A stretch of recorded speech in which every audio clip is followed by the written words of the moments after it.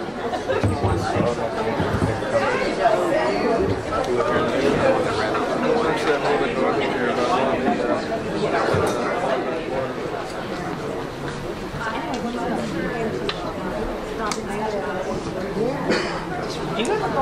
already begun. Have you ever gone to second watch? Well, I tried to snag Good morning, everyone. Good morning. Welcome on this rainy day. I really appreciate you all coming out this morning. Yeah, I hope you have a nice cup of coffee in hand. You did your stretches. I certainly, we will need it this morning. A little arthritis in the air. But anyway, I welcome you. And first of all, on behalf of the Miracle Mile Residential Association, we've sponsored this event. And I'd first like to thank Maria Lopez and her family for so generously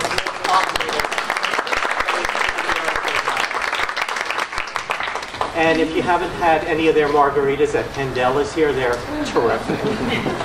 Unbelievable. So, first up, I'd like to introduce who's on our panel. I'm Mark Zecca. I'm on the board of the Miracle Mile Residential Association. We have Robbie McDonald, who just won the award from the LA Conservancy for spearheading the HPOZ for Wilshire Park and what they call the triplets, which are 3 neighborhoods just east of here. Robbie? And we have Shannon Ryan from the Department of City Planning, HPOZ unit. Shannon Ryan. And we have the great Mrs. O'Sullivan, who's helping us out with audio, and Mr. Ken Hickson on I want to give you a little bit of history about the Miracle Mile. Maybe some of you have read about the Miracle Mile. The Miracle Mile, you know, the supreme shopping area of LA many years ago in the 1920s was down on Broadway in downtown LA. Well, then came this developer named Mr. Ross. Now, development moved from the east to the west. So people were starting to move from downtown to the west side, out to the Fairfax district, out to Beverly Hills, in that area. And Mr. Ross had an idea. I'm going to have a supreme shopping area in between that area. And that's how the Miracle Mile along Wilshire started to develop. It started with the May Company. And then Desmond's came in, which is on the corner of Wilshire and Dunsmuir. Detroit. And so he had an idea. He knew ahead of time that we were going into a car culture. And in the car culture, he wanted shoppers to see, as they drove along in their car, 30 miles an hour, to be able to see inside the department store windows. So he ordered the buildings along Wilshire Boulevard to be grand, beautiful, with big mosaics and large windows, so that when you pass by with the car, you'll be able to see shopping.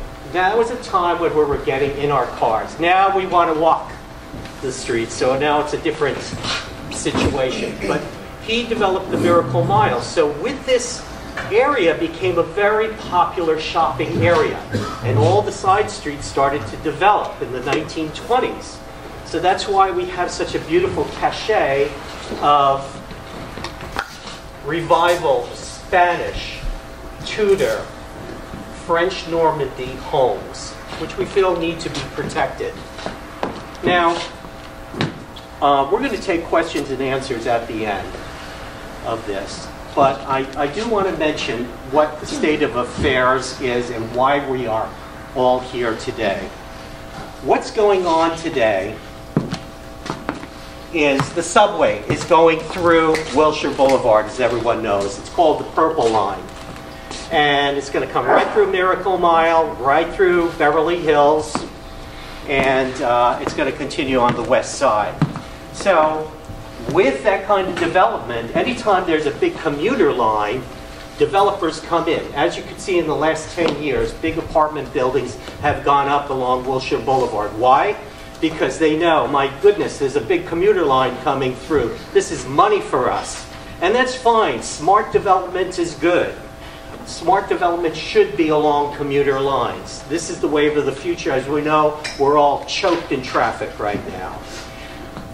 The danger is that developers, and I'm talking from a realty point of view too, because I'm a realtor. The real developers are moving down the side streets south of Wilshire and starting to demolish some of the beautiful triplexes and fourplexes all along that area. And it's slowly being demolished. And we are going to a situation where developers are now scavenging through the residential areas and wanting to destroy some of our single-family homes and build big box McMansions. That's what brings us here today. Now, what the city is doing and what the Miracle Mile Residential Association is doing to save and preserve our neighborhoods is we have applied for what they call an RFA. That's a reduced floor area.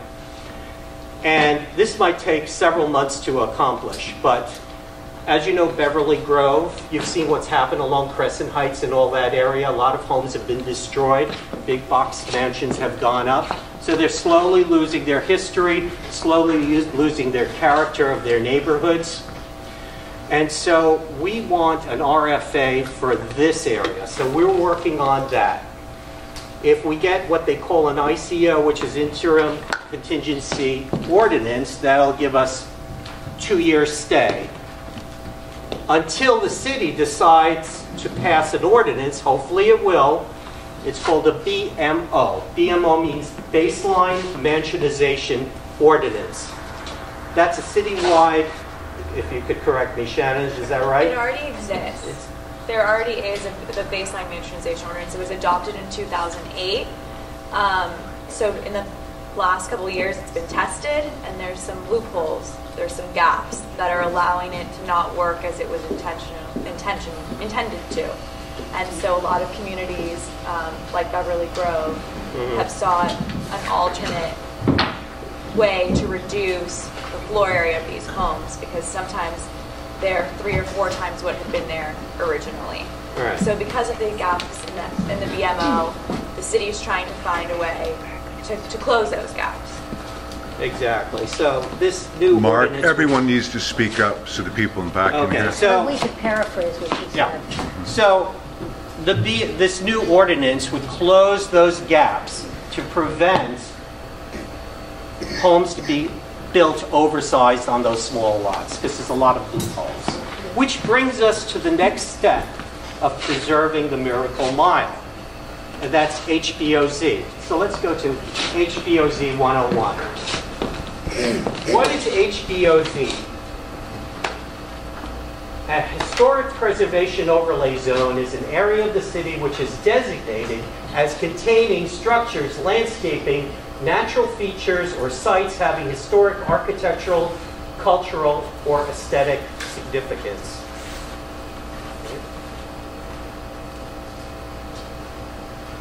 Why do we do it now? Why do we do it now?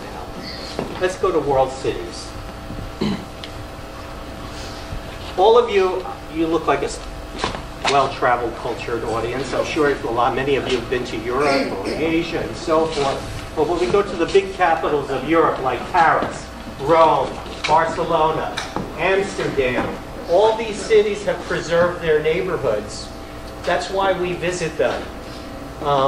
It's very funny. This event was inside the Beverly. There was an article in the Beverly Press, and a guy tweeted me about, well, why do you want to preserve the Miracle Mile? They're all cookie-cutter homes from the 1920s. Well, maybe, maybe not. If you go to London and you go see the beautiful Georgian row houses built in the 1700s, those were cookie-cutter homes of that time. But they're preserved today so that you and I as tourists can go and see them. Same thing with the beautiful brownstones of New York. Many of them have disappeared, a few remain, but thank God, from some preservation efforts, they're there today for us to experience and enjoy them.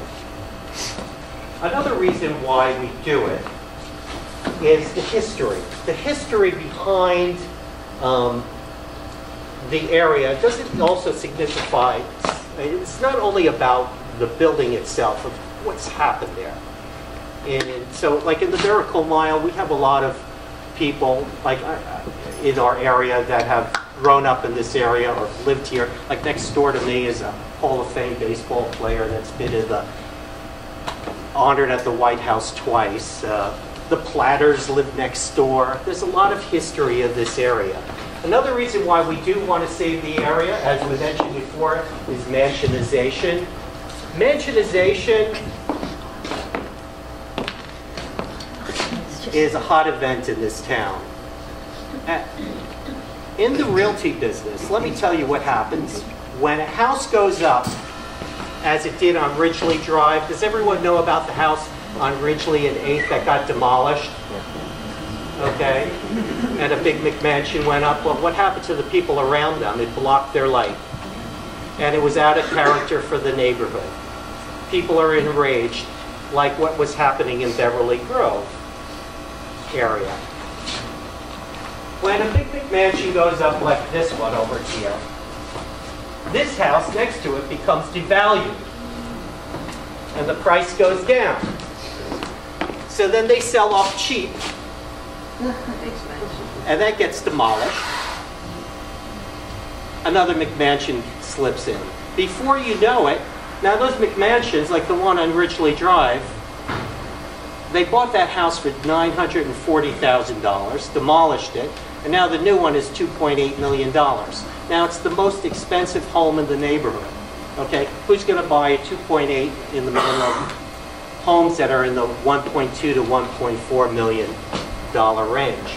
Now the only way values would go up is if one by one all those homes disappear and it's all McMansions. Then the neighborhood will be all in that 2.5 to 2.8 million dollar range. So this is what we're facing today. HPOZ doesn't protect us from mansionization totally, because even in HPOZ they can still demolish a home, but they have to jump through a lot of hoops to get there. Well, go ahead. If you are in an HPOZ, there's two classifications for the types of buildings. Those that are considered historic are found to be contributing to the neighborhood. They retain most of their historic aesthetics of the time that they were built, and they were built during a specific period of development for the neighborhood. So you have those that are contributing, and then you also have some that maybe are so altered or are newly constructed that would be not historic anymore or never were historic. Those are non-contributing. It's very, very, very difficult, nearly basically impossible, to demolish a contributor. But you can demolish a non-contributor because it's non-historic. But even those are reviewed through a lengthy process. So the purpose of the HPOZ is to protect those historic buildings. That's right. And how many HPOZs do we have now in the city? We have 29. Okay. And we're surrounded by them. Carthay Circle, North Miracle Mile, which is that beautiful area from Beverly down to 3rd, from La Brea to, is it Fairfax? To Gardner. To Gardner. In fact, Shannon from the city, she's in charge of that particular HPOZ. Windsor Square, Hancock Park. Actually, let's go to Hancock Park for a moment.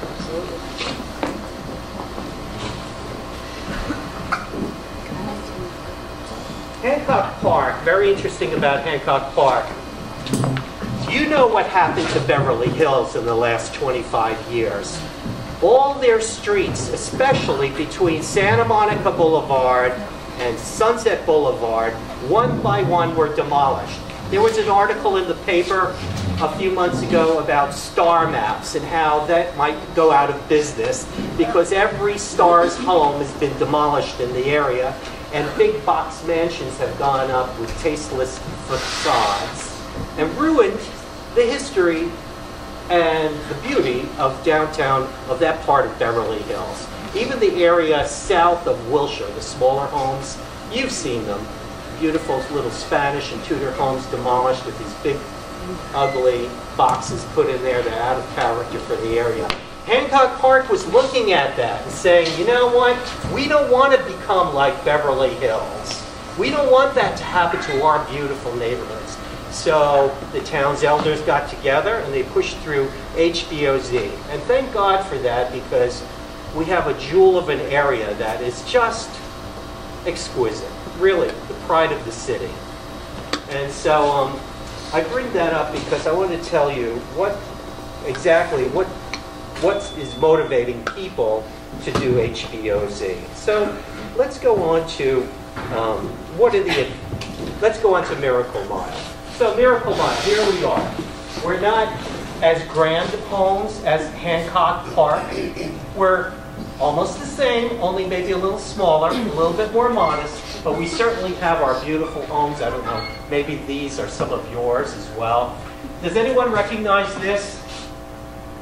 Probably not, because it was a restaurant on the corner of La Brea and Wilshire Boulevard. It had beautiful beam ceilings.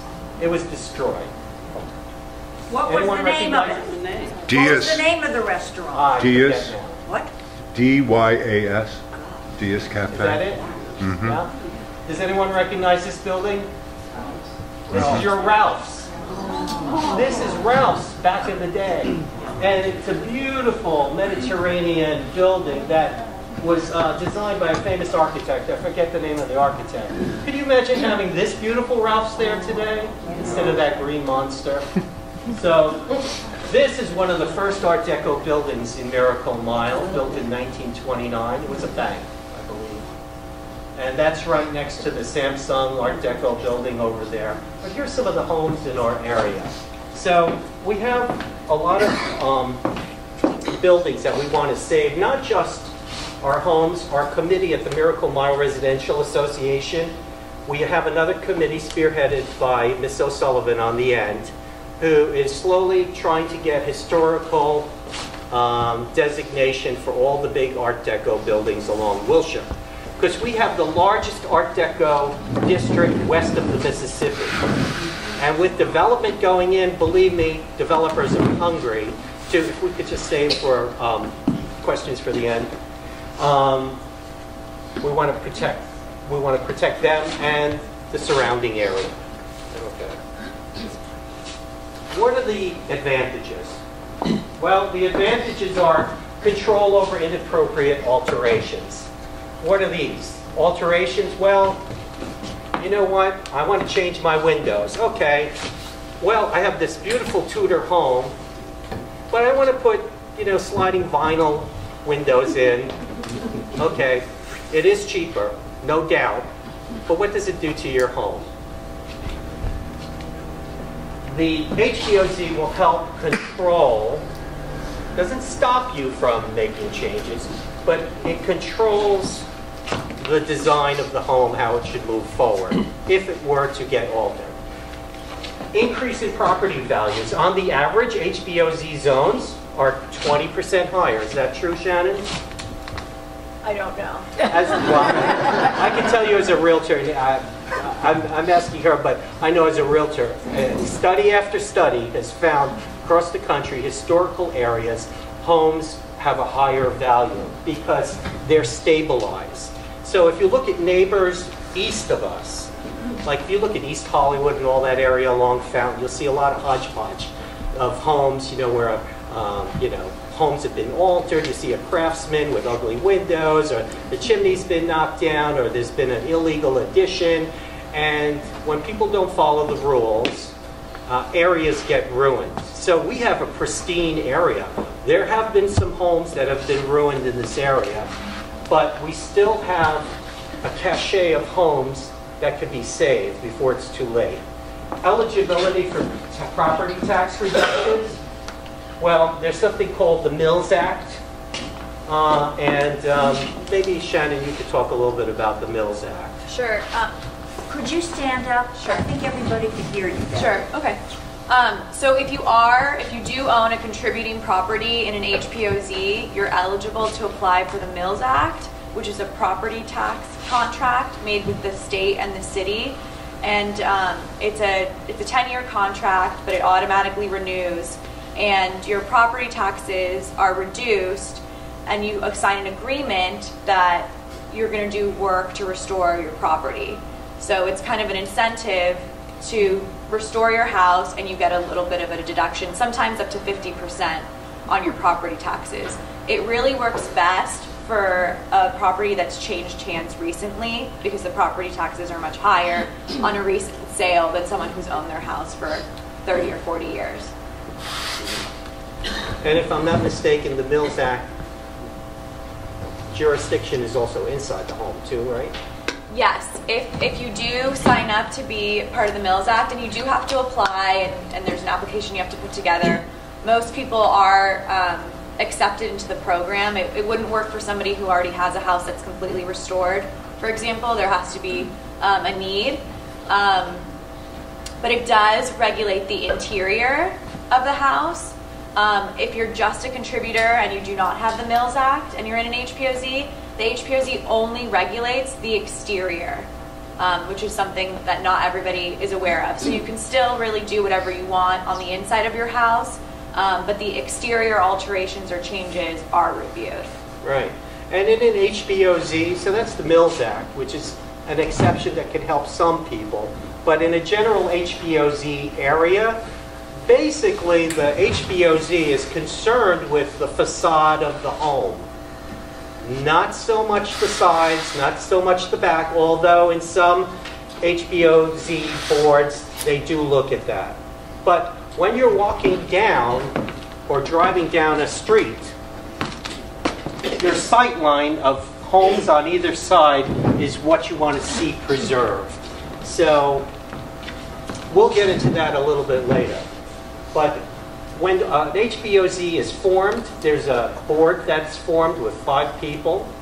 3 people are renters or owners of property. 1 is an architect, and 1 is either a realtor or someone from construction. Shannon? Yes, that's correct. Okay. All right, so when you do make a change to your home, you have a panel to advise you that you first have to represent what you're going to do, and they'll advise you how to do it. And there's a full source of resources that you can go to, whatever you might need. Enhanced sense of community. Why? Because it's a group effort. Because we not only do this for ourselves to protect our homes, but we're doing it for future generations. Because we can often think, it's, I don't want to change my home. I don't want to do anything. And you don't have to change your home. You could live there and not change a thing for the rest of your life. It's really the new people that are moving in. When you go to sell your house, and homes are like a 1.2 million and up in the area now. Those people, they're going to invest money. When they change, let's say the windows, which is a big deal, they would have to abide by the new HPOZ rule. Okay? So let's move to disadvantages. Okay, so what are the possible disadvantages? Properties located in HPOZ are subject to additional review processes. Property owners may need to make a presentation to their local HPOZ board. Most types of exterior changes or improvements must be approved by the Department of City Planning. Minor modifications may be approved very quickly, but more significant changes may be under the review for up to 75 days. Shannon, maybe you could just go over that part a little bit and explain what minor is versus major. Sure. So there's two types of review processes. One is called conforming work, and that's really reserved for minor repairs and alterations and small additions. Those types of reviews, depending on what type of preservation plan or guiding document that you create for the HPOZ, certain things don't have to always go to the board. So conforming work or minor repair and alterations can often be reviewed internally by staff in a matter of a couple weeks. If it's something like fixing a window or doing new paint, that can be reviewed even more quickly in a matter of days. If you were, for example, adding a large addition that's over 250 square feet, that type of work is considered significant, and it's reviewed under what's called a certificate of appropriateness. And findings have to be made as to how that addition is compatible not only with the structure that's there, but with the neighborhood as a whole. There's some preservation plans in the back for Miracle Mile North. Feel free to take one with you. They're also available online. I encourage you to read through it because it's kind of a good example of what you'd be signing up for if you had these regulations put in place here.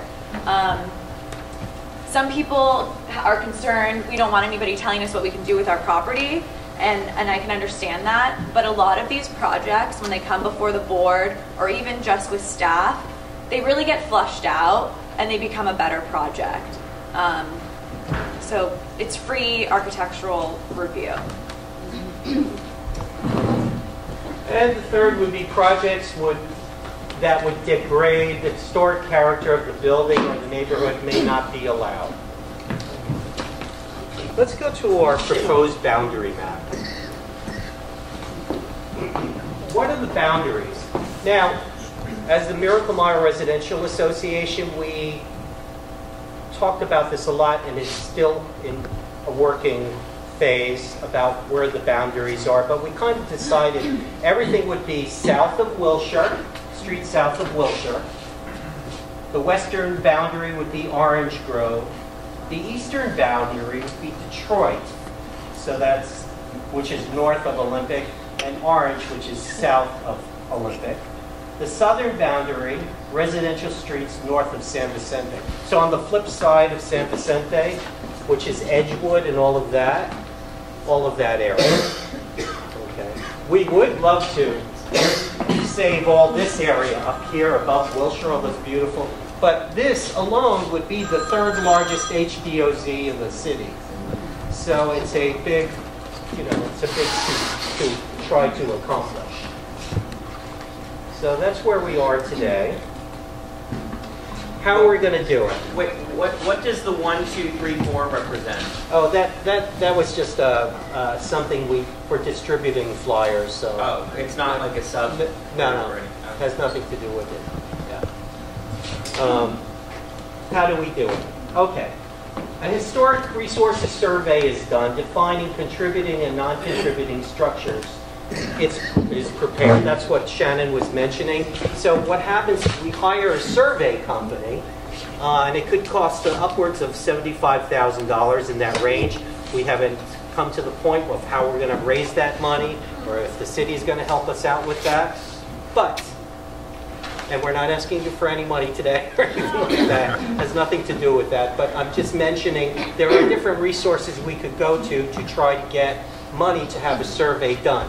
So a survey, they go from house to house, this company, and they look at your home, they take a picture, they do a historical background on it, who the architect was, what was the history of this area, and they document everything. Now, there's something called Survey LA, that is it the Getty Foundation, has given money to survey the entire city of LA. So a lot of that work, all that preliminary work has been done already.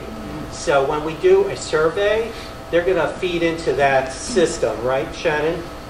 And right. So Survey LA has gone through the Wilshire Community Plan area. That would include Miracle Mile. They haven't gone into a lot of detail that's always required for the HPOZ survey, but they've done maybe 30 to 50% of the work. They've taken a photo of it. They've done some history. So whoever you would hire, an architectural historian group, they would do a little bit more information and put together a survey for this area. But Survey LA is really great, and all those results are online, and the Wilshire Community Plan's results will be online soon. So you can go, find this neighborhood, find your house, get some additional information on it. So it's a really great resource, and eventually the whole city will have been surveyed, and there will be a huge database of historic information, and HPOZs will be a part of that as well. it's an unbelievable resource that the Getty Foundation just gave money to the city and said, survey the whole city, because they're looking to at the future, like the old cities of Paris and Rome and London. you know, the Getty Foundation is thinking we have to protect LA too. It's maturing now. All the homes in our area, they're young compared to the European capitals, but you know, these homes are approaching 100 years old. Okay, so when she mentioned contributing and non-contributing, so they're going to look at homes that have been unaltered or fit into the 1920s revival of homes in the area, which are your Spanish revivals, your Tudors, your French Normandys, and all of that. If something falls out of the majority of those contributing homes, it would be considered non-contributing. So your home would not be a part or be as have the same restrictions as a home that's contributing. A survey is done, and the survey is reviewed by the Department of City Planning. The Department of City Planning conducts public workshops and hearings. This is not one of them. This is just an educational event. It is then an HPOZ review board is formed. Go ahead. The board actually wouldn't be formed until the HPOZ is actually adopted.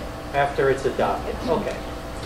So historic resources survey must be certified by the Cultural Heritage Commission, and if certified, must be adopted by the LA Department of City Planning Commission and the full City Council. Okay. So let's move on to,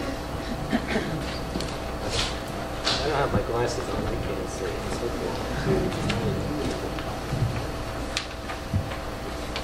Oh, okay. Let's go to structural requirements. Well, the 10 myths. 10 myths. Okay. The 10 myths. All right, this is interesting. Okay, if a property is designed as a historic landmark, it's protected forever and can never be demolished. Now this doesn't really apply to your homes. This actually applies more to a historical designation like what Ms. O'Sullivan is doing with the Art Deco buildings in Wilshire. But even a home in an HPOZ can be demolished, but they have to jump through hoops to demolish it. Myth number 2, historic designation will lower my property values. Well, study after study shows your property values go up once a neighborhood is stabilized. If your neighbor puts on a cheap addition, or they pave over the front of their lawn, or they do something to alter or what they call bastardize your home, that will devalue your home. So in HPOZ, we kind of regulate that. So the whole area maintains stability. Myth number 3, if my property is designated as historic, I won't be able to change it in any way, and I don't want my property to become a museum. Well, you can make changes to your property. And like I said before, the main concern is the facade of the house. So if you look at the front of the house, one of the most important things is the door, the windows, and maybe the chimney, and some of the detailing on it. But we'll get into that a little bit later. Myth number 4, preservation is only for the rich and elite and high-style buildings. Not true, because there's areas in South LA and other areas that are diverse ethnically and according to income levels that are being protected. So it's not just for the Hancock Parks of the world. Myth number 5, historic preservation is bad for business.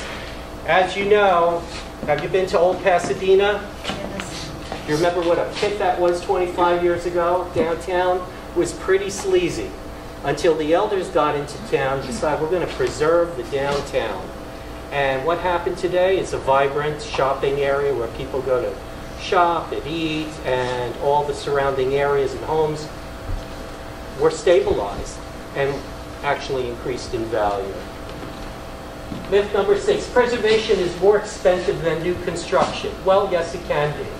But the argument about that is sometimes when you make modifications or improvements on an older home, it's sometimes cheaper than doing it new, like a foundation.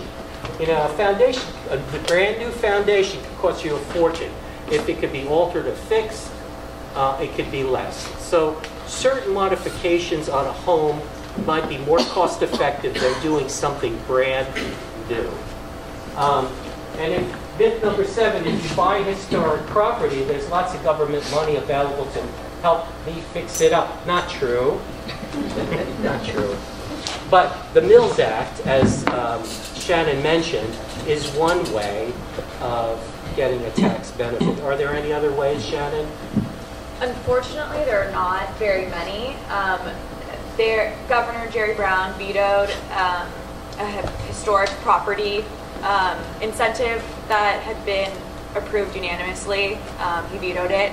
So that didn't go through, but that was going to be something that would have provided more funds for historic districts. We really only have the Mills Act for HPOZ contributors at this time. Old buildings are less safe than new ones. Well, according to the studies, you know, they don't build them like they used to, is so true. Because if you look at the Northridge earthquake, most of our homes, maybe the chimneys came down because they were in brick or this and that, a lot of cracking in plaster walls, but they withstood the test of time. That's why they're here, 90 and 100 years old. But if you look at other areas, new construction, parking garages collapsed on apartment buildings, and there was all kinds of problems in newer construction. But these old homes are pretty strong, and I would say are in pretty good shape.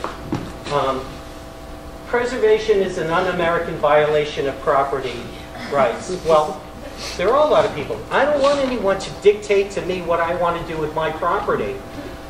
Here's the thing. You're already being told what to do with your property because we have to all abide by the city zoning laws right now. You cannot build a wall 10 feet tall in front of your home.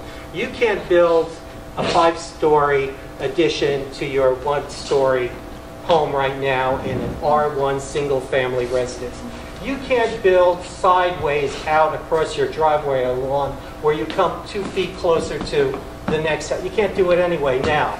So we all follow some rules and regulations. HPOZ would be like another, how would you say, blanket on top of that to enhance it. Preservationists are always fighting new development and only care about the past.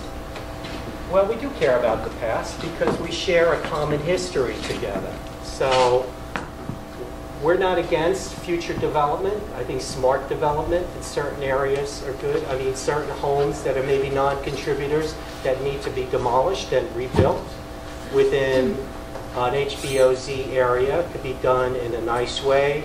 What would you say about that, Shannon? Or homes that are non-contributors and smart development? So for homes that are non-contributing, as I mentioned before, they can be demolished, but it would have to go through that higher certificate review process, which can take up to 75 days. And we review, staff and the board, review the new proposal to make sure that it's compatible with the neighborhood. And there's certain guidelines in the preservation plan that'll be developed for the HPOZ that talk about massing, site planning, setbacks, using similar fenestration patterns, using similar materials. We don't prohibit contemporary design in HPOZs, but we work with it so it has a similar vocabulary as the historic structures. So you could have a contemporary design, but it makes references, let's say, to the Spanish style because it has similar window patterns. And it's set back from the street the same way. It has setback, so it's not just a big box. So there's all these tools that we have in the preservation plan to make sure that new construction is compatible, which is not the case in an area that isn't in an HPOZ. A new building, as long as it meets the code and building and safety requirements, can be built really in any way. Thank you. Okay, let's move on to structural requirements. And Shannon probably is really well versed in this, but I'm going to bring it up about some of the things concerned on HPOZ. And one is the windows. The windows on a house are like the eyes on your face. It tells you the soul of who's inside. if you change these beautiful windows on this, let's say, Tudor, to some sliding cheap glass, vinyl window from Home Depot, it's like a bad Hollywood plastic surgeon eye job. That you're going to look, oh my God, look at this, And what it does is it devalues your home, and it devalues the house next to it and down the street. So what this does is it stabilizes the neighborhood. I actually, on my house, I have an English country house, and when I bought the house 5 years ago, it had, the historic windows that were changed, but they weren't done right. They were done cheaply, and I had them priced. So I had them done, these vinyl windows that kind of look historical. It cost $8,500 to do the whole house. And then I went to the historical windows that, let's say the HPOZ, I forget the name of the company that replaces original windows, but they're still weather resistant and so forth. It was like 20% more. So I don't know how many people here are going to change their windows in their lifetime. But, it's mostly going to be people that are moving into the area for the first time, and they want to upgrade the house and make improvements. So if you can't afford, let's say, $10,500 to do your windows, you're not going to be able to afford $8,500. So it is a little bit more, but the windows are the face of the house. The other elements might be the door. Like this big solid wood door on this particular home. The chimneys. Let's move to chimneys. What about your remodeling don'ts? Oh, yes, let's go to remodeling don'ts. Yeah. Okay, here's an example. I've done this house. This is a sliding glass window that wouldn't be appropriate on any of the homes in our area. Some people side their homes with vinyl siding. It's a big no-no. No-no. Stucco, bad. You take a beautiful stucco home and stucco over all those nice brown beams and so forth. Maybe on a Spanish Mediterranean could be done because it would be appropriate. But these are just some examples of that. Let's move to chimneys. Chimneys. Here's a beautiful Tudor design chimney, all in brick. Now, today by code, in LA, you cannot build with bricks anymore, your chimney. I had my chimney redone. But what they have now are, they build it in wood, the frame of the chimney, if it needs to be redone. And by code, they could use, it's a thin brick. It's like a facing. And that goes over the chimney. And they can redesign your chimney to the standards of that particular home. In this case, a Tudor. Here's a Spanish. Okay? Here's a don't. Someone's chimney fell down during the earthquake in Northridge like mine, and they just stuccoed it over into some box. Okay? Now, this all comes down to sensibilities. I know not everyone has a background in architecture and so forth, but on an HPOZ board, they're going to help you with that. They have the resources to guide you in the right direction. Okay, so at this point, we're going to open up the panel for all of you to have any questions. So let's start with you. How long? Because a friend of mine lives in the last area on the west of Fairfax, and they have been trying. Yeah, they're the last ones that are trying for 11 years. Yes. So what are we talking about here? Well, timing. A lot of it has to do, and Shannon could tell you a little bit about this, that they're shorthanded, right, in the city? Yeah, the planning department was greatly reduced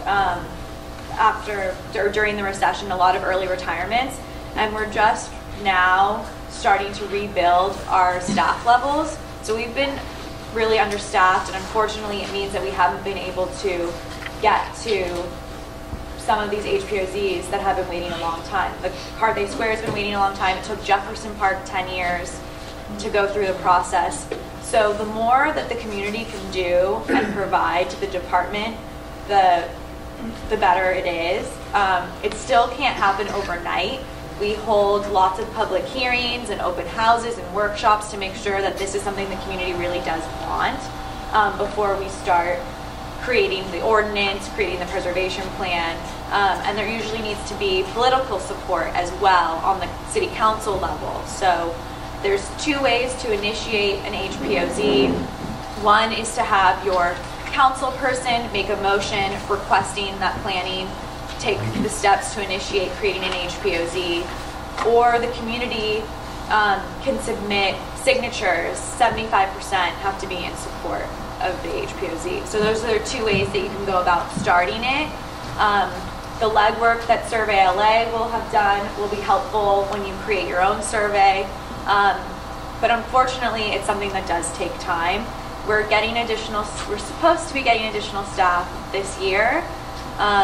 So we're hopeful that some of the ones that have been waiting for a long time, like Carthay Square, will begin to move forward. And here's an exception, Robbie, if you could tell them how you managed to get your HPOZ very quickly, right? If you don't count all of the first whisperings... Stand up, Robbie. It's not going to help much, but I will.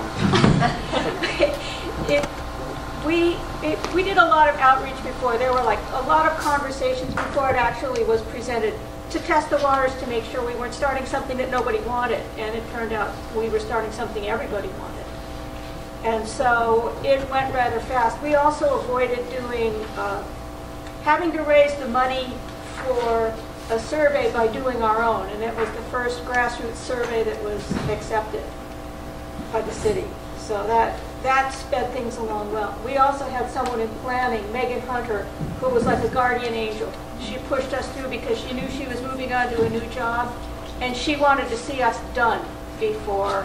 So planning has always been in our corner. It's been a huge asset. How long? We started in 2004. That was the first whisperings, and then we were designated in 2008 with no opposition. And Carthay's going to get it. Yay. Are you Mary Louise Morgan's friend? Yeah. Oh, okay. This gentleman here? Yes, this uncertain timeline seems to present a catch-22 situation, because you may have aggressive developers come in, buy a bunch of properties, mansionize them, and then by the time we're ready to do an HPOZ, assuming that's what everyone wants, what's there left to protect? So how do we speed up this timeline? You know, waiting 5 years, 10 years is not going to cut it. Well, it's a beginning. It's a beginning. We're trying to do it now. Actually, Ken, maybe you could comment on that about the interim. Yeah, and I have to change roles. This is why we took the strategy of use every device of defense we could. This is why we went for the RFA, the reduced floor area, which basically we asked for the same rules the city approved in Beverly Grove, which reduces remodeled and new homes to 120% of their existing footprint, has some control over the placement of the garage, so instead of being out on the curb, it's behind the building like we do here. It has no design elements, but it is quicker. Now I say quicker, but relative to an HPOZ, it's quicker to implement an RFA. So last October we submitted our RFA application along with a whole other bunch of neighborhoods in LA who also, those waiting for HPOZ. So we had about 14 neighborhoods throughout LA creating so much pressure downtown that then they came up with this concept of the interim control ordinance, which would temporarily ban demolitions of single-family homes in these 14 areas who either have pending HPOZ or RFA applications, including us, for 2 years. So as a stopgap measure. Is that ordinance in effect now? No. Now we've got it. Now that we've got them submitted, now that the city council reacted to the political pressure from these 14 neighborhoods and said that they're willing, that they want an ICO, and I believe that all the council members of the hearings, I was there, all the council members and their deputies were there to make sure the areas in their districts applying for HPOZ and RFA were on the list of areas that would be covered by this temporary ban. So now what we're trying to do is to arm twist City Hall to say, don't drag your feet on this ICO. They're saying, well, we need to consider it, each one of these 14 areas, one at a time. And we're saying, to hell with that. Just do it. And then you can do your work you need to do to vet RFA or HPOZ. So we're fighting them on every level. And I know there's some confusion, but we want an HPOZ, but we're trying to use RFA to buy us some breathing room. And maybe by some miracle and by dint of a really concentrated and energetic effort, maybe we can get it in. So if I understand correctly, an RFA would be a disincentive for developers. Excuse me. An RFA is an instant disincentive. If you look at Beverly Grove, they were being annihilated by McMansions, annihilated. Once they got the RFA, and we've asked for the same rules as theirs because we didn't want the city to say, oh, these are new rules. We're going to need an extra 6 months to look at this. We said, to hell with that. We'll take what you gave Beverly Grove because it stopped the McMansion speculators over there. And so it's very complicated. That's why they're moving into this area. I'm going Because behind the it's camera unprotected. Okay, next question? Yes. Are there any height requirements with the RFA as far as height of a house? Yes, it does. It's not as effective aesthetically in terms of maintaining the historic fabric Right, I understand. as an HPOZ. But yes, it basically would limit new construction to more or less the massing and scale, albeit 20% larger. So the RFA, if you were remodeling your house, doing a complete gut remodel, or building a new house, it would be limited to 120%. Those are what we've asked for. That's how it works in Beverly Grove. But we have a copy. If you go onto our website, we have an RFA HPOZ page where you can read the Beverly Grove RFA, because that's what we're asking for. And that'll give you all these complicated formulas. And that's the Miracle Mile Residential Association website. Yeah, it's miraclemilela.com. So if you're, like my house is 2,200 square feet, if I were going to add on or demolish it, so 20% would be essentially like 400 or 425 square feet, which is the size of a 2-car garage. So no developer is really going to want to buy my house, tear it down to be able to add ultimately for, they buy my house for $1 million or $1.2 million, and they're going to put $1 million into it to get a 2-car extra garage out of it. That's 2 bedrooms or something like that. But I wanted to ask you a question about those who are sort of like qualifying and non-qualifying. Is there a percentage of qualifying houses for an HPOZ? How many newer houses or houses who have been substantially changed is the maximum allowed for us to be able to get an HPOZ? So the process for becoming an HPOZ is dictated by the HPOZ ordinance, which was actually created in 1979. So there's a whole process that's listed in the ordinance, but the ordinance isn't specific. It doesn't say you have to have 100% contributing. Or 80%. But we try to aim for 70% contributing. There are districts that have been adopted that are way much higher, and then others that have been a little bit lower. Because if it's a historic district, it should be filled with historic properties.